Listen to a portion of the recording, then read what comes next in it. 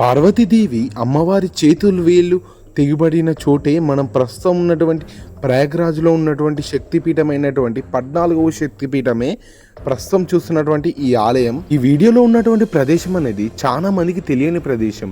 అదేవిధంగా ప్రయాగరాజ్కు వచ్చి త్రివేణి సంగంలో స్నానం ఆచరించిన తర్వాత కూడా ఈ ఆలయం ఇంత దగ్గరలో ఉన్నప్పటికీ కూడా ఎవరు విజిట్ చేస్తలేరు. అలాంటి ఆలయమే మనం ఈరోజు వెళ్ళబోయేటువంటిది.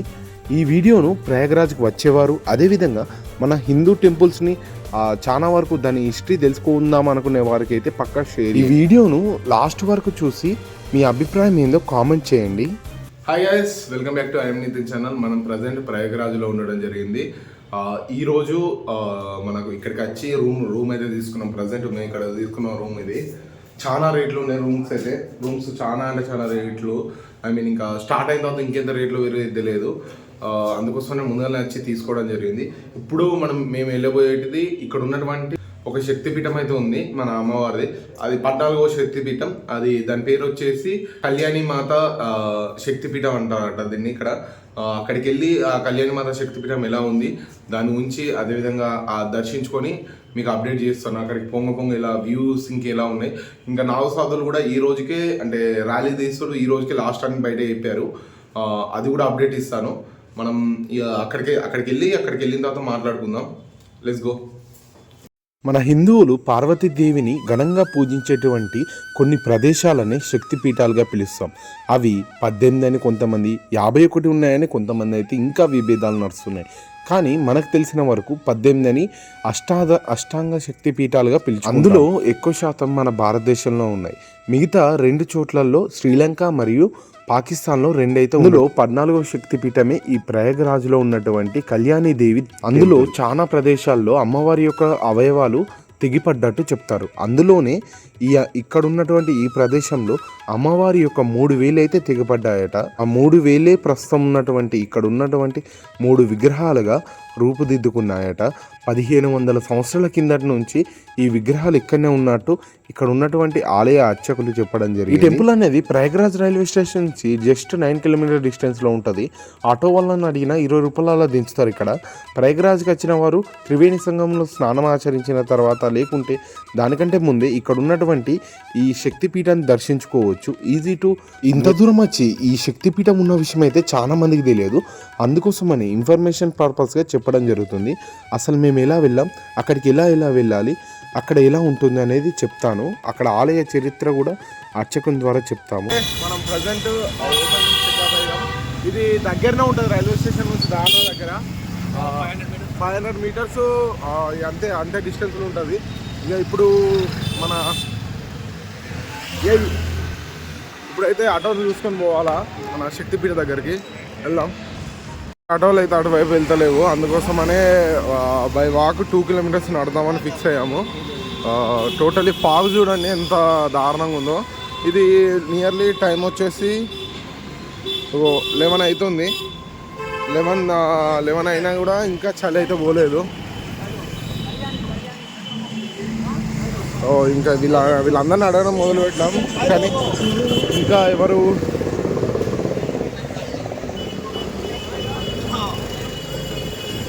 అడుగుదాం ఒకసారి. కళ్యాణీదేవి మందిర్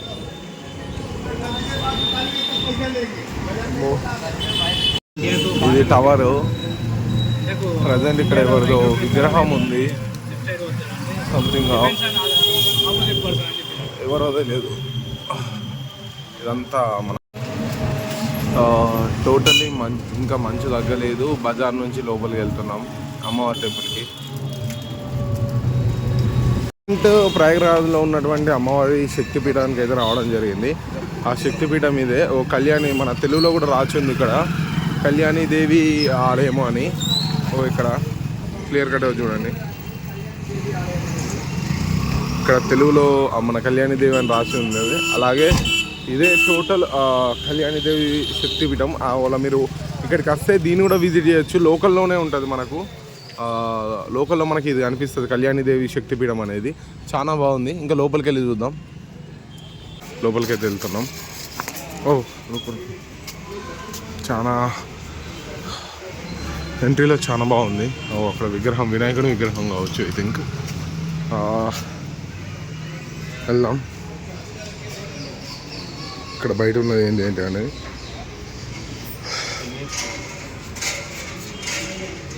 మనకు అప్పట్లో సంథింగ్ ఆఫ్ బాయి మూసేసారు ప్రజెంట్. ఇక్కడనైతే మనకు కొన్ని విగ్రహాలు, శివుని యొక్క విగ్రహం, అలాగే కొన్ని విగ్రహాలు అయితే ఉన్నాయి. ప్రజెంట్ ఇక్కడ ఒక దేవాలయం ఉంది. వీళ్ళు కూడా మన తెలుగు వాళ్ళే, హైదరాబాదు.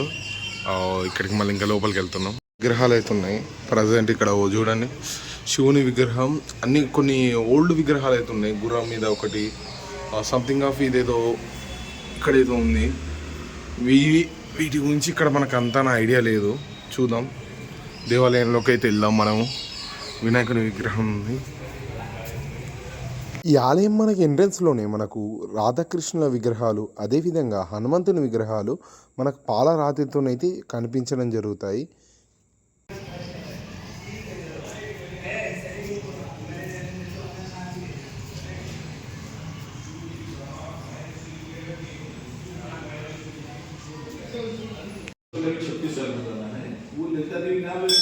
भगवान की पूजा अर्चना होना चाहिए. बाकी पुराणों द्वारा पद्म पुराण क्षेत्र में अध्ययन किया गया है. प्रयाग महादेश्वरी ललिता कल्याणी जी की प्रयाग महादेश्वरी ललिता कल्याणी ब्रह्मचारी शिव पुराण में किया गया है. तो ये ललिता क्यों बोलते हैं? ప్రజెంట్ లలితాపీఠ కళ్యాణి దేవి పీఠ, మన శక్తిపీఠం దగ్గరనైతే ఉన్నాం. ప్రజెంట్ ఇక్కడ ఉన్నటువంటి శక్తిపీఠం ఇదే. మనకి ఇక్కడైతే ప్రజెంట్ అమ్మవారి దేవత, అమ్మవారు మరియు దాని పక్కనే మనకు శివుడు మరియు శివుని యొక్క రూపం అయితే ఉందని చెప్తున్నారు. ఇక్కడ ప్రజెంట్ మనకు చాలా వరకు అయితే ఇక్కడ టెంపుల్ అనేది టెంపుల్ కన్స్ట్రక్షన్ 1893లో ఈ ఆలయం అయితే నిర్మాణం చేసిందట. టోటల్ 1940 पंखा 1940 के 1940 का. ఓకే, ఈ పంఖ అనేది 1914లో పెట్టినట్టు 1940లో మన అది ఫ్యాన్ అది అరేంజ్ చేశారు. 1500 years old roti. 1500 years old. Okay. ये स्ट्रक्चर है देवी का. 1500 years. 1500 वर्ष पुराना है.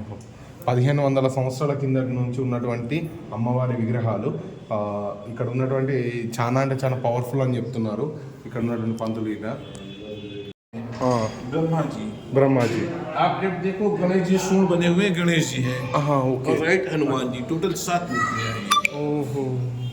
అటువైపు గణేష్ 1 2 3 4 5 6 and 7. ठीक है टोटल 7 7 देवतలు ఇక్కడ. देखा पर दूसरी समझता है पर उधर 2 हैं. वहाँ भी 2 शिव पार्वती, शिव पार्वती, माँ कल्याणी, महाकल्याणी, छिन्नमस्तिका, छिन्नमस्तिका. ऊपर ब्रह्मा जी इधर भी. Centre. Okay. Left Ganesh ji, right Hanuman ji. Okay शुक्रिया.